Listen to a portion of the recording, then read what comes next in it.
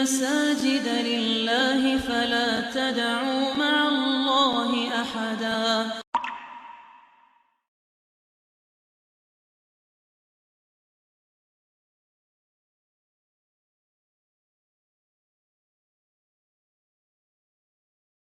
Warahmatullahi wabarakatuh. Bismillahirrahmanirrahim. Alhamdulillahillazi anzalal qur'ana hudal linnasi wa bayyinatin minal huda wal furqan. Wassalatu wassalamu ala sayyidina Muhammadin sayyidil mursalin wa ala alihi wa ashabihi wa junudihi wa ansarihi ajma'in, amma ba'du. Fa inna asdaqal hadisi kitabullahi ta'ala wa khairal hadyi hadyu sayyidina Muhammadin sallallahu alaihi wasallam wa syarral umuri muhdasatuha fa inna kulla muhdasatin bid'ah wa kulla bid'atin dalalah wa kulla dalalatin finnar.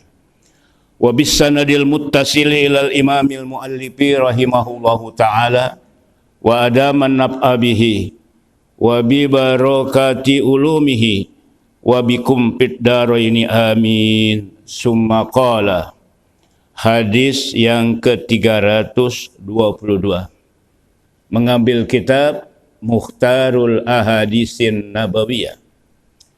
Hadirin hadirat, para bapak, para ibu, para shaimin shaimat, yang semoga kita semua yang hadir senantiasa mendapatkan ilmu-ilmu yang bermanfaat. Alhamdulillah, kita bersyukur kepada Allah Subhanahu wa taala pagi yang cerah dan ceria ini di bulan Ramadan, di hari yang ke-25 ya.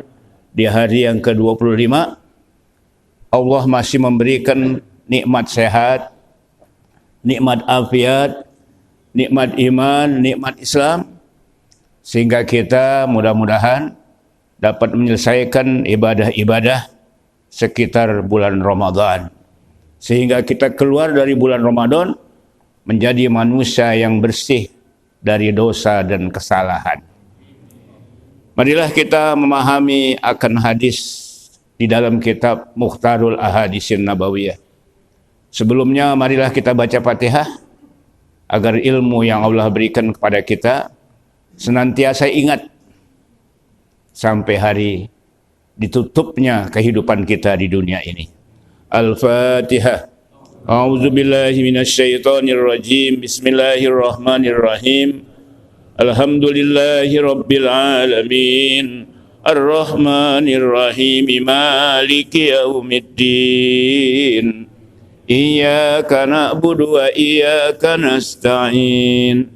Ihdinas siratal mustaqim, siratal ladzina an'amta 'alaihim ghairil maghdubi 'alaihim waladdallin. Amin. Hadis yang ke-320. Saya ingin mengulang ya. Dari hadis yang ke-320. Qala Rasulullah sallallahu alaihi wasallam. Telah bersabda oleh Rasulullah sallallahu alaihi wasallam. Inna ummati, sesungguhnya umatku, yud'auna, mereka itu akan diseru atau dipanggil yaumal kiamati, pada hari kiamat, ghurran muhajjalin, wajahnya dan tubuhnya bersinar ya, bersinar min asaril wudu, dari bekas-bekas wudu. Famanistata'a minkum, maka barang siapa yang sanggup bisa di antara kamu, ayyutila ghurratahu, bahwa memanjangkan akan sinarnya itu, fal yaf'al, maka hendaklah kerjakan. Rawahu Syekhun, hadis riwayat Imam Bukhari Muslim, an Abi Hurairah radhiyallahu anhu. Bapak Ibu hadirin sekalian yang saya hormati, jamaah Masjid Al-Muhajirin yang berbahagia, hadis ini menerangkan tentang umat Nabi Muhammad sallallahu alaihi wasallam yang nanti di hari kiamat akan diseru, dipanggil, kemudian hurran muhajjalin, wajahnya, anggotanya bersinar. Sinarnya seperti apa? Wallahu a'lam bishawab. Tapi yang jelas terang benderang. Kenapa? Min asari wudu, dari bekas-bekas wudu. Kita kalau wudu itu hendaknya sempurna. Jangan asal-asalan. Tahu asal-asalan? Jadi begitu mencuci tangan asal begini aja. Padahal kalau sunnah-sunnah dari yang namanya wudu, yang pertama cuci tangan, kedua tangan, kemudian kumur-kumur, setelah kumur-kumur masukin air dalam hidung. Nah, masukin air dalam hidung ini disedot. Ya, kalau lagi puasa jangan disedot, sebab kalau ketelan batal puasanya. Jadi disedot, keluarkan lagi, disedot, keluarkan lagi.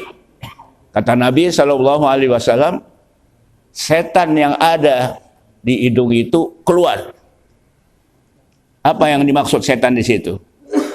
Bukannya makhluk halus, kotoran yang ada di hidung kita keluar semua. Makanya kalau sering disedot, dikeluarkan lagi, secara ilmu kesehatan kita aman daripada pilek. Ya. Aman daripada apa? Pilek. Itu wudu. Kemudian kumur-kumur dan lain sebagainya. Nah, ketika membasuh muka dari sini rata gitu, semuanya harus kena sampai di janggut. Jadi lebarnya dari pentil kuping kanan ke pentil kuping kiri, ke bawahnya dari tempat tumbuh rambut sampai ke janggut. Terutama yang kurang diperhatikan oleh orang yang berwudu, yang ada di bawah hidung. Ini. Jadi air lewat aja gitu, yang di bawah hidung nggak kena. Kalau ini nggak kena, walaupun sedikit, wudunya tidak sah. Yang kedua, yang ada di bawah bibir. Ini juga harus kena nih. Karena ini semuanya namanya apa? Muka. Jadi basuhan yang pertama itu harus rata. Itu yang wajib, yang rukun. Yang kedua, yang ketiga, sunnah. Kemudian membasuh kedua tangan. Kalau di keran begini, sampai sikut. Lewatin dikit, itu lebih bagus. Tangan kanan, tangan kiri. Kemudian kalau rambut diusap atau giniin. Kalau menurut mazhab Syafi'i, sedikit saja gini udah sah. Diusap. Udah sah itu kalau Syafi'i. Tapi kalau mazhab lain, misalnya Imam Hanafi, itu harus seluruhnya. Jadi dari depan gini, belakang terus balik lagi ke depan. Sunnahnya 3 kali. Kalau yang pertama itu tidak sunnah. Menyapu kepala hukumnya wajib apa sunat? Wajib. Ya, wajib menyapu kepala. Makanya istilahnya menyapu. Kalau menyapu tuh air kan nggak mengalir. Terus membasuh telinga. Telinga ini bareng itu. Ya. Lekukan-lekukan yang ada di telinga itu harus kena. Makanya kalau benar wudunya sesuai yang dicontohkan oleh Rasulullah SAW, itu wudunya nggak cepat. Lambat gitu wudunya. Karena semuanya harus kena. Terutama lekukan-lekukan yang ada di telinganya. Ya. Terus setelah kuping apa ini? Kaki ya? Kaki juga lewatin mata kaki. Nah, ghurran muhajjalin itu artinya bersinar kalau dilewatin mata mata kaki itu nanti di hari kiamat. Itu kata Nabi sallallahu alaihi wasallam. Nah, kemudian barang siapa yang sanggup daripada engkau bahwa menambah, memanjangkan ya basuhannya itu, nanti di sini sinarnya kelihatan ini di hari kiamat. Falyaf'al, maka hendaklah dia kerjakan. Rawahu Syaikhan, hadis riwayat Bukhari Muslim an Abi Hurairah. Jadi masalah wudu itu hal yang penting. Karena sahnya salat kita karena apa? Wudu. Kalau wudunya nggak sah, ya salatnya juga otomatis nggak sah. Harus diperhatikan benar wudu itu. Ini hadis yang ke-320. Kemudian sekarang hadis yang ke-321. Qala Rasulullah sallallahu alaihi wasallam, telah bersabda oleh Rasulullah sallallahu alaihi wasallam, inna min ahlil jannah, sesungguhnya orang yang ahli sorga, artinya mereka itu adalah orang-orang yang ahli sorga. Yang ahli sorga itu contohnya yang ada di Masjid Al-Muhajirin pada pagi ini. Semuanya ahli jannah ini. Kemudian la yahtajuna ilal ulama, sesungguhnya mereka itu butuh kepada ulama. Butuh kepada apa? Ulama. Fil jannah, di dalam surga. Jadi bukan hanya di dunia saja umat Islam itu butuh kepada ulama. Ternyata di surga juga butuh pada ulama. Padahal kita udah pada ngaji sama ulama, udah pada alim. Apakah nanti di surga masih butuh kepada ulama? Ternyata dalam hadis ini masih butuh kepada ulama. Ya. Wadzalika, dan yang demikian itu, annahum yazuruna Allah Ta'ala fi kulli jumu'atin. Dan yang demikian itu bahwa mereka itu berkunjung, berziarah kepada Allah di dalam setiap Jumat.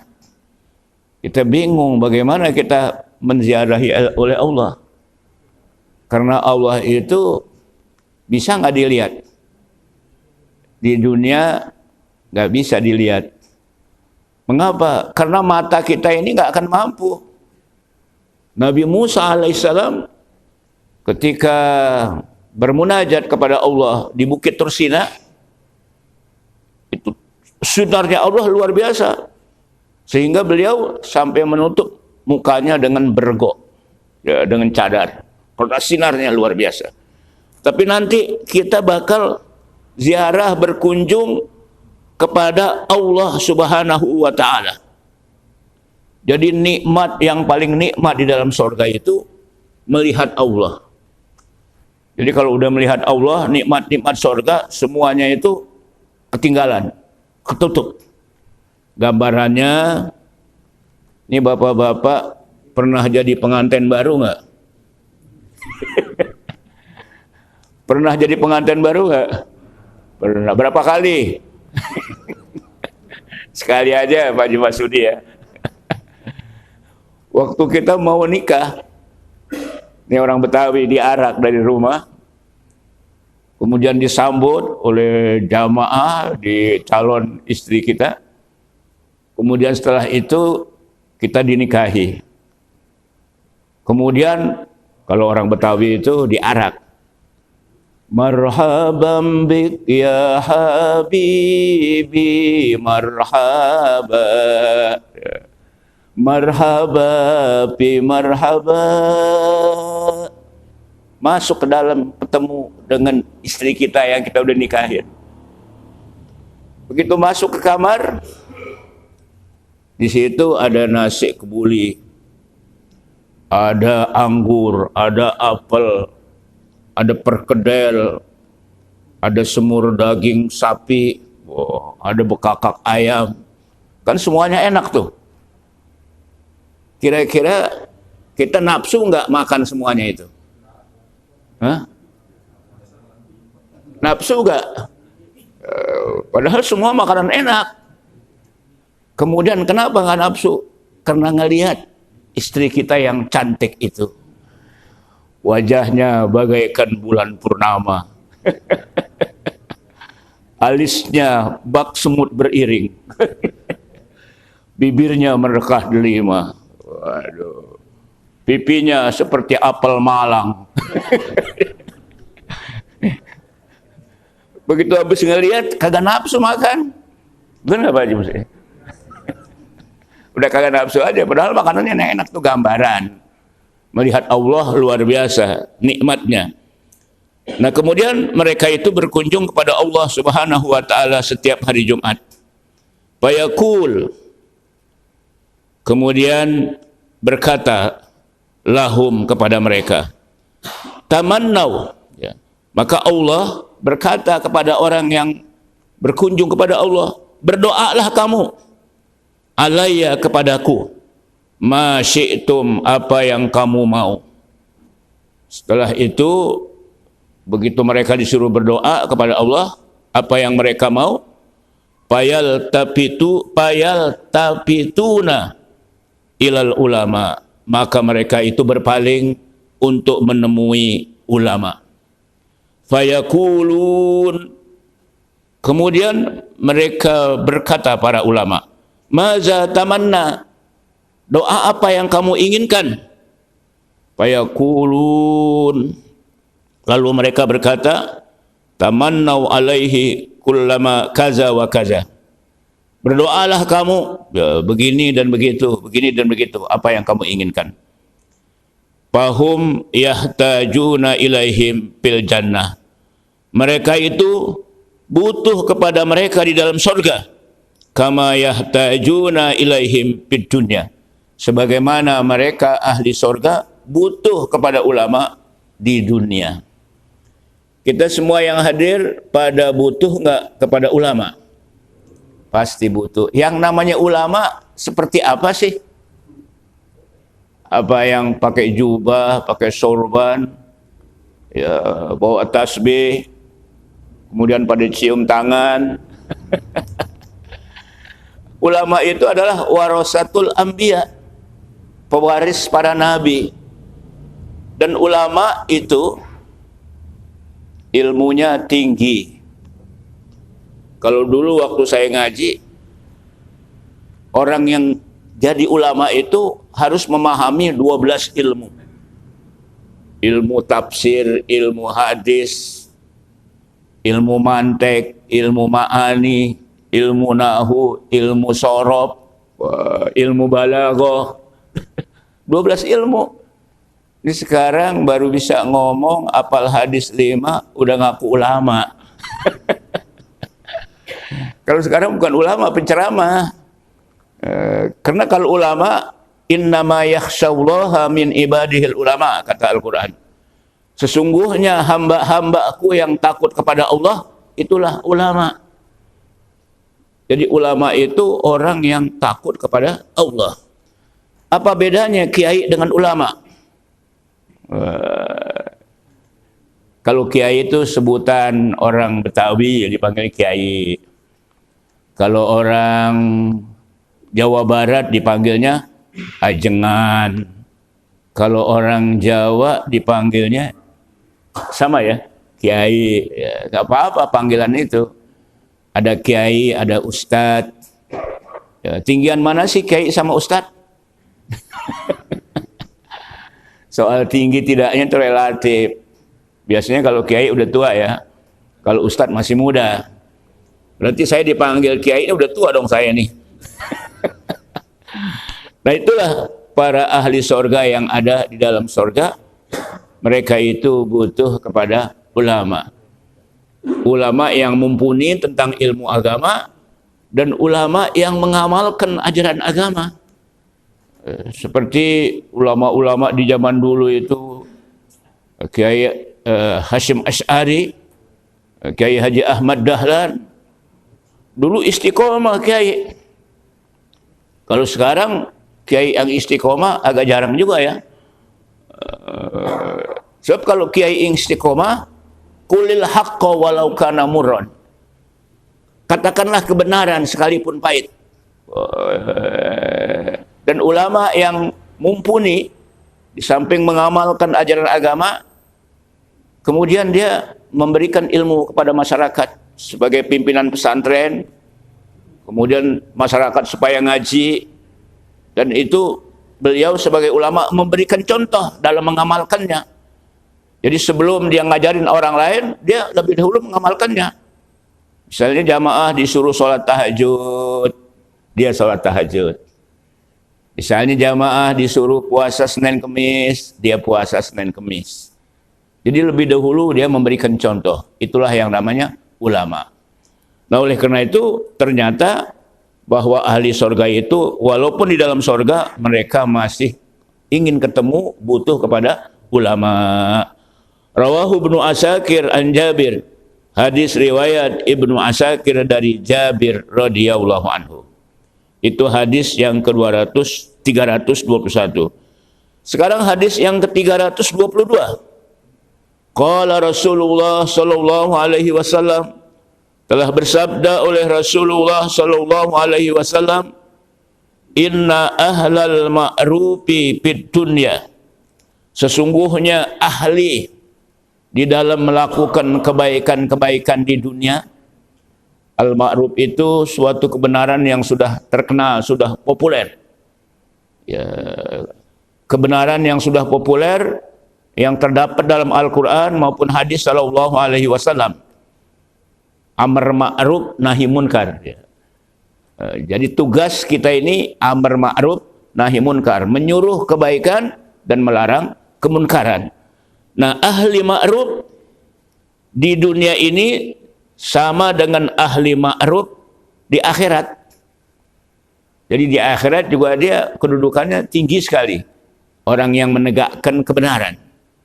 Ya, jadi amar ma'ruf nahi munkar harus seimbang. Mana lebih berat, amar ma'ruf sama nahi munkar? Nahi munkar resiko masuk penjara bisa itu. Walaupun dia menyampaikan apa? Kebenaran. Itu nahi munkar. Nah, sekarang ini banyak nggak ulama-ulama yang nahi munkar? Sedikit ya. Karena kalau dia menyampaikan itu, sikon dilihat situasinya. Apalagi menghadapi penguasa yang zalim. Penguasa yang zalim itu ya penguasa yang tidak melaksanakan keadilan. Jadi hukumnya itu tajam ke bawah, tumpul ke atas. Sekarang masih nggak begitu? Masih nggak begitu? Waduh, tajam ke bawah. Kalau orang susah habis diempas-empas. Hampir motornya dijual, mobilnya dijual, kalung bininya dijual. Kadang-kadang rumahnya dijual untuk nebus supaya dia bisa keluar. Padahal dia nggak salah. Ini zolimnya luar biasa ini kalau yang seperti ini.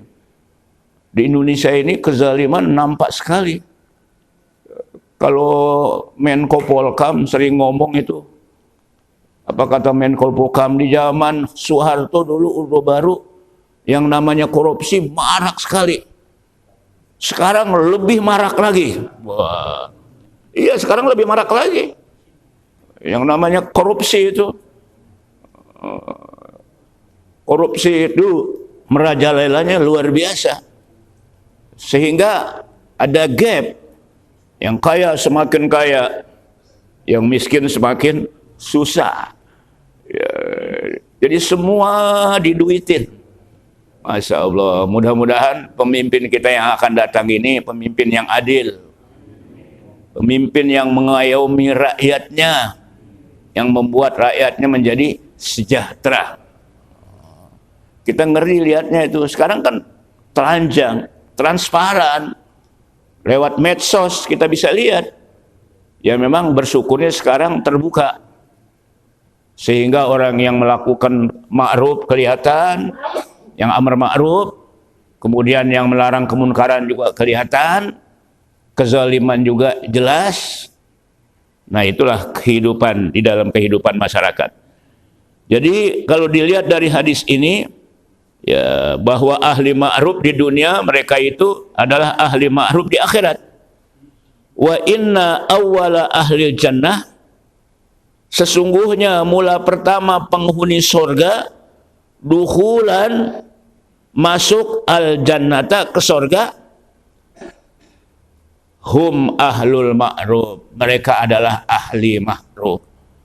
Ahli yang melakukan kebaikan-kebaikan. Itu yang paling dulu masuk surga. Siapa itu ahli ma'ruf? Contohnya jamaah Masjid Al-Muhajirin. Bapak-bapak, ibu-ibu semuanya ini ahli ma'ruf. Mudah-mudahan ahli ma'rufnya sungguh-sungguh, bukan tampilan doangan. Ini hadis yang ke-323.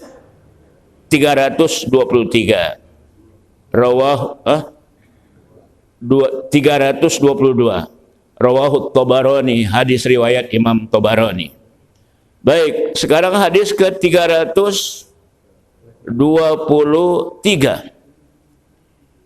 Inna awwala ma yujaza bihil abdu al-mu'minu ba'da mautihi. Sesungguhnya mula pertama apa yang dibalas dengan dia, dengan barang itu, akan seorang hamba yang beriman ba'da mautihi, sesudah meninggalnya, ayyughfaro li jami'i, bahwa orang yang beriman itu, hamba yang beriman itu, sesudah meninggalnya, bahwa dosa-dosanya semua sudah diampuni. Itu yang pertama itu. Jadi orang-orang yang beriman setelah meninggal dunia, dosanya itu sudah diampuni. Dosa kepada siapa? Kepada Allah. Kalau dosa kepada manusia, lebih berat lagi. Kalau dosa kepada Allah, kita bertobat, langsung tobat kita dikabulkan dan diterima oleh Allah Subhanahu wa Ta'ala. Tapi kalau dosa kepada sesama hamba Allah, itu tidak langsung diampuni oleh Allah. Kepada orang yang kita zolimi, kita harus minta maaf kepada orang yang kita zolimi. Kalau kita punya utang, kita bayar sebelum meninggal dunia. Sebab kalau utang itu dibawa sampai meninggal dunia, nanti di akhirat kita ini menjadi orang yang bangkrut. Nabi pernah tanya kepada sahabat-sahabatnya dalam satu hadis, atadruna manil muflis? Apakah kamu tahu siapa orang yang bangkrut itu? Kemudian para sahabat menjawab, al-muflisu fina man la dirhama lahu wala mata. Orang yang bangkrut, kata sahabat, pada kami itu adalah orang yang enggak punya duit, enggak punya harta. Kalau kita bangkrut disebutnya apa? Kere. Duit enggak punya, rumah enggak punya, apa enggak punya, miskin banget. Tadinya dia kaya, dagangnya laris, tiba-tiba bangkrut. Jatuh, bukannya jatuh duduk, tapi tengkurap jatuhnya. Nyungsep, bangkrut itu. Muflis namanya dalam bahasa Arab. Kemudian Nabi bilang, kata Nabi apa? Al-muflisu min ummati, kata Nabi. Orang yang bangkrut dari umatku ialah orang yang di hari kiamat nanti dia datang diadili di depan Allah Subhanahu wa Ta'ala. Itu orang yang bangkrut. Kemudian orang ini pada waktu di hari kiamat bawa pahala sholatnya, bawa pahala hajinya, bawa pahala ngajinya, pahala sedekahnya, dibawa ke sana. Begitu lagi diadili, tiba-tiba datang orang, ya Allah, orang ini ngutang belum bayar sama saya. Sekarang saya mohon keadilan ya Allah. Betul kamu ngutang sama dia? Betul. Berapa banyak? 5 miliar. Wah. Kamu punya pahala? Punya. Karena di dunia rajin ngaji dia nih. Udah haji 5 kali lagi. Kasih pahalamu kepada dia. Di sana bayarannya itu pahala dan dosa. Nah kemudian setelah dia pergi, datang lagi orang. Ya Allah, di dunia orang ini pernah menyakiti saya. Dia tetangga sama saya. Usil banget sama saya. Kadang-kadang depan rumah saya dikasih sampah. Kadang-kadang saya disindir-sindir. Ada nggak tetangga yang begitu? Akhirnya kata Allah, benar, benar. Kau punya pahala, punya, kasih dia. Akhirnya banyak yang menuntut. Akhirnya dia pahalanya habis. Udah pahalanya habis, masih ada yang nuntut lagi. Ya Allah, orang ini di dunia dulu, apa kira-kira ya? Tanah saya diambil. Berapa? Cuma sedikit sih. Ada sejengkal. Karena malam-malam dia pindahin patok. Cuman tuh tanah ada sehektar. Sejengkal. Ke bawahnya berapa kubik itu? Dituntut. Minta supaya dibayar ya dalam tuntutan itu. Kemudian Allah tanya, kamu punya pahala? Udah habis. Ambil dosa dia. Ambil dosa dia. Akhirnya orang ini belum lagi habis ya tuntutan-tuntutan orang, masih ada lagi. Akhirnya dia dimasukkan ke dalam neraka. Itulah orang yang bangkrut. Jadi orang yang bangkrut itu hubungannya dengan sesama manusia. Makanya kita lebaran, itu saling memaafkan. Kalau punya utang, bayar. Kalau belum mampu bayar, janji. Kalau udah ada duit, jangan mikir-mikir. Nih duit, beliin motor, apa bayar utang? Kalau saya beliin motor, memang anak saya belum punya motor. Kalau saya baru utang, anak saya nggak punya motor. Kira-kira bayar utang apa beli motor? Memang ada yang begitu orang. Ya Allah, bangkrut nanti itu di akhirat. Masya Allah, la haula wa la quwata illa billah. Oleh karena itu kata Nabi, mula pertama apa yang dibalas akan hamba yang mukmin sesudah meninggalnya adalah ayyughfaro, bahwa hamba yang beriman itu diampuni li jami'i, bagi semua dosanya, juga li jami'i man tabi'a janazatahu, orang yang mengiringi jenazahnya. Jadi orang yang beriman meninggal, dosa-dosa dia sudah diampuni semuanya. Terus ketika jenazahnya dibawa ke makam, yang ikut kan banyak itu. Laki. Kalau di sini perempuan ikut gak ke makam? Sebenarnya perempuan nggak usah ke makam, laki-laki aja. Ini kadang-kadang ibu-ibu ikut juga ke makam. Karena nggak enak katanya, apalagi saudaranya, apalagi bapaknya. Kalau di Betawi ini, ulama-ulamanya, orang tua saya, itu nggak ada tuh perempuan ikut ke makam. Di rumah aja perempuan. Tapi sekarang di Betawi itu ikut-ikutan. Di mana contohnya diambil? Di TV. Di TV itu. Jadi perempuan nggak usah ikut, campur gaul. Pernah juga saya, ini benar-benar terjadi. Ya saya mau bilang apa, begitu banyak perempuan-perempuan ikut ke makam gitu. Kadang-kadang dia duduknya dekat makam lagi. Waktu makam itu lagi ditimbun dengan tanah, pada nangis. Ya emang itu ada saudaranya, ada anaknya. Udah gitu disuruh talqin saya. Begitu saya baca talqin, ini benar-benar terjadi nih. Saya baca talqin, dia nangis, duduknya depan saya. Pakaiannya menyolok sekali. Nggak dilihat bagaimana. Ya Allah. Itu tradisi banget sekarang. Perempuan-perempuan ikut ke makam. Tradisi.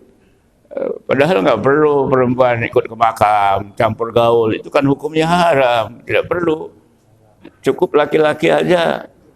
Di sini perempuan ikut nggak ke makam?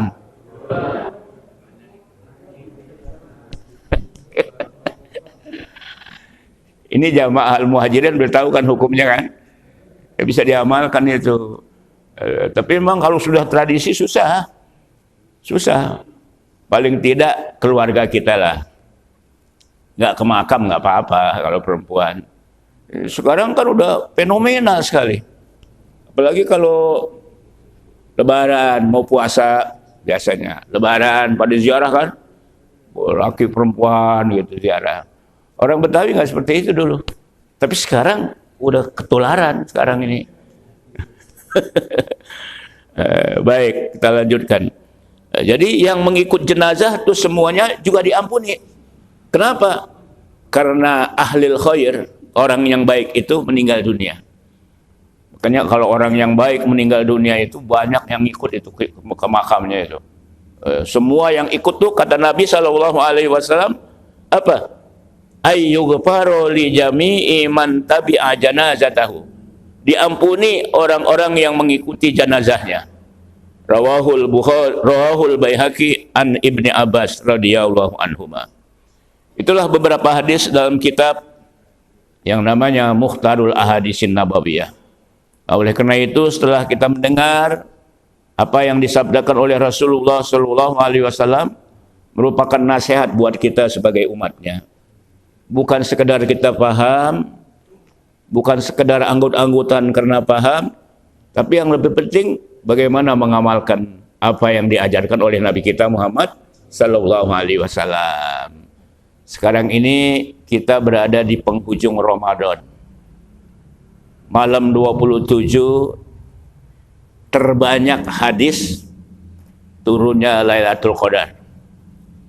Di dalam kitab Hasyiatul Allamah As-Sawi dalam menafsirkan surat Al-Qadar bahwasanya Ubay bin Ka'ab dan Ibnu Abbas radhiyallahu anhuma mengatakan para ulama, para sahabat itu semua berpendapat bahwa turunnya Lailatul Qadar itu terbanyak malam 27 Ramadan. Ya, malam 27 itu. Makanya kita iktikaf tuh 10 terakhir di bulan Ramadan ya, untuk sholat hajat, sholat sunat taubat, sholat tahajud, baca Quran. Siapa tahu kita dapat malam Lailatul Qadar. Karena Lailatul Qadar itu disebutkan dalam surat Al-Qadar 3 kali. Inna anzalnahu fi lailatul qadar. Sesungguhnya kami turunkan Al-Quran di malam Qadar. Lailatul Qadri khairum min alfi syahr. Wa ma adraka ma lailatul qadar. Lailatul Qadar. Tahukah kamu apa itu malam Qadar? Lailatul Qadri khairum min alfi syahr. Malam Qadar itu lebih baik dari 1000 bulan. Dalam surat Al-Qadar kata-kata Lailatul Qadar itu disebutkan berapa kali? 3 kali. Kemudian Lailatul Qadar ada berapa hurufnya? Ayo, ada berapa?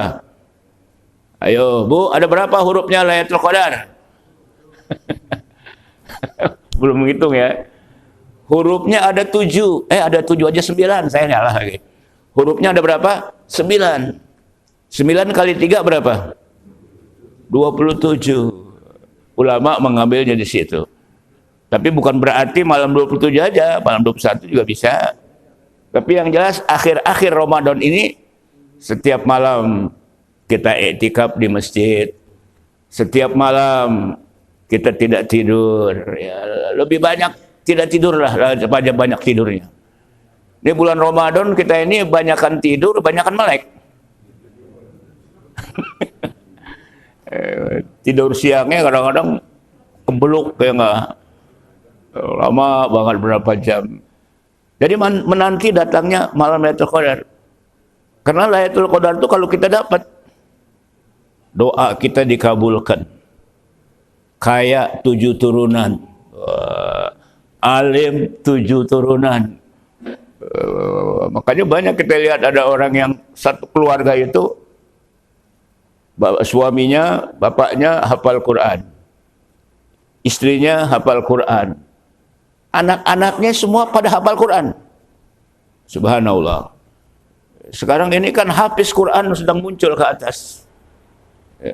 Ya memang bagus itu hafiz Quran. Tetapi makna kandungan Quran itu juga perlu dipahami. Jangan sekedar hafal. Kan ada rumah Quran, ada jamaah Al-Quran, ya kan? Bagus itu. Tetapi bukan sekedar dibaca Al-Quran, ditadaburkan. diamalkan dalam kehidupan sehari-hari. Itu makna dari ahlil Quran. Nah, oleh karena itu dengan kita mendapatkan malam Lailatul Qadar, mudah-mudahan kehidupan kita bahagia dunia akhirat. Saya kira sedikit mengenai Lailatul Qadar, dan kita bisa mengakhiri Ramadan kita ini benar-benar fitrah, suci baik lahir maupun batin, dengan mengeluarkan zakat fitrah. Wallahu a'lam bishawab. Sebelum kita berdoa, mungkin ada yang mau tanya sekitar apa yang saya sampaikan. Ayo, ada nggak? Ya, yang paling belakang. Biar jelas suaranya. Wudu ya, wudu.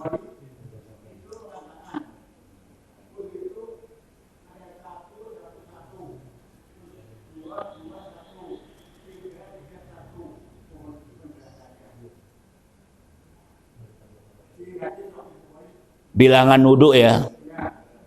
Ya, bilangan wudu itu di situ dijelaskan bahwa membasuh itu, mengusap itu ya 3 kali. Artinya 3 kali itu ganjil. Ya.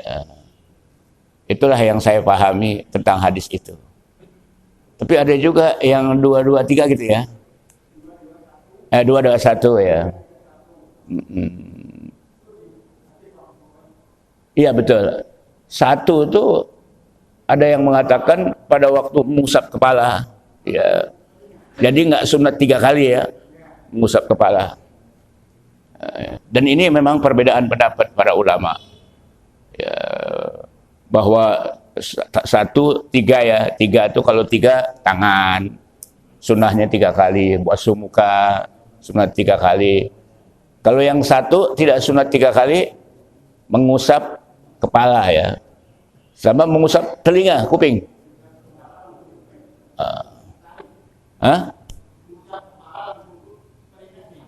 Iya, ngusap. Tadi saya sudah terangkan bahwa mengusap kepala, kalau menurut mazhab Syafi'i, sedikit aja di atas tuh, di bilangan tumbuhnya rambut, itu sudah sah. Dan itu mengambil 3 kali juga. Tidak 1 kali. Ya kalau ada yang berpendapat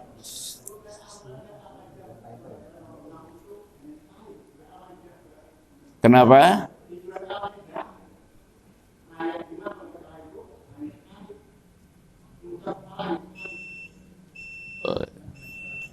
Idza kumtum ila sholati faghsilu wujuhakum ya, wa aydiyakum ilal marafiqi wamsahu biru'usikum. Itu ya ayatnya bukan? Iya. Ya itu kan ayat Quran perlu pembahasan. Jadi ayat Quran itu ya petunjuk. Jadi juknisnya adalah hadis. Ya, hadisnya bagaimana Rasulullah dalam berwudu? Itu para ulama dalam menafsirkannya itu ya macam-macam. Saya setuju ada yang mengatakan begitu, tapi nanti ada yang mengatakan semua 3 kali. Itulah jawaban saya ya. Ada lagi pertanyaan? Cukup ya? Wah, cukup. Udah berpaham semuanya. Dan pertanyaan ini bagus ini. Nanti saya kaji lagi ya. Ketemu lagi nanti habis Lebaran. Kalau ada umur. Kalau ada umur kita ketemu lagi habis Lebaran. Maka sebelumnya saya mohon dibukakan pintu maaf yang seluas-luasnya. Dan saya mengucapkan terima kasih kepada pengurus terutama Pak Haji Somad, Pak Haji Masudi yang telah mempercayai saya untuk mengisi pengajian Ahad ketiga. Ya, ini masih diterima kan saya? Alhamdulillah. Jadi kalau ada kesalahan, kehilapan, sekali lagi mohon dibukakan pintu maaf yang seluas-luasnya. Dan semua yang hadir tidak ada yang salah kepada saya, tapi justru saya yang banyak salah kepada bapak-bapak, ibu-ibu. Dan akhirnya mari kita berdoa, mohon kepada Allah Subhanahu wa taala agar Allah berikan kehidupan kita yang berkah, dapat ilmu yang bermanfaat. Keluarga kita semua adalah keluarga-keluarga ahlil ma'ruf, yang selalu melakukan kebaikan-kebaikan. Mari kita berdoa mohon kepada Allah. Bismillahirrahmanirrahim. Alhamdulillahirabbil alamin. Allahumma shalli ala sayyidina Muhammad wa ala ali sayyidina Muhammad. Rabbana anfa'na bima 'allamtana. Rabbi 'allimna allazi yanfa'una. Rabbi faqihna wa faqih ahlana wa qarabatin lana fi dinina ma'a ahlil qutri unsa wa zakar. Wa sallallahu ala sayyidina Muhammad wa alihi wa sahbihi wasallam. Walhamdulillahirabbil alamin. Terima kasih, mohon maaf. Wallahul muwaffiq ila aqwamit thoriq. Wassalamualaikum warahmatullahi wabarakatuh. وأن المساجد لله فلا تدعوا مع الله أحدا